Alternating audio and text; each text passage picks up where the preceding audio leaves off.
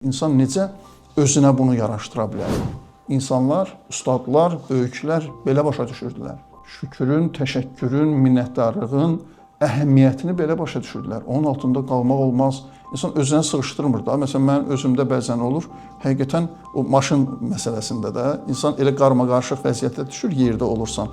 Çatdırmaq olmur da, o yandırasan, təşəkkür etsən. Amma içimdə bir böhran qalır, narahat qalır ki, hələ bunu eləyim də necə yəni? Necə yəni sənə bir insan bir yaxşılıq eləyir? Küçədə gəlir bir insan sənə bir yaxşılıq eləyir, sən də elə başı sal başa keçirsən də.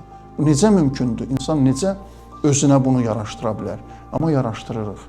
Cazibə qüvvəsi kimi insanların sayəsində biz bunu eləyirik.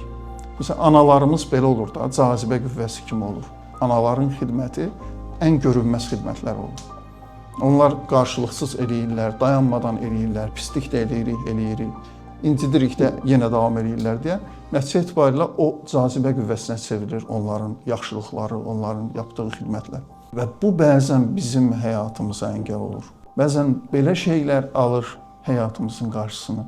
Təşəkkür etmək mədəniyyəti. Təşəkkür edirəm ilahi.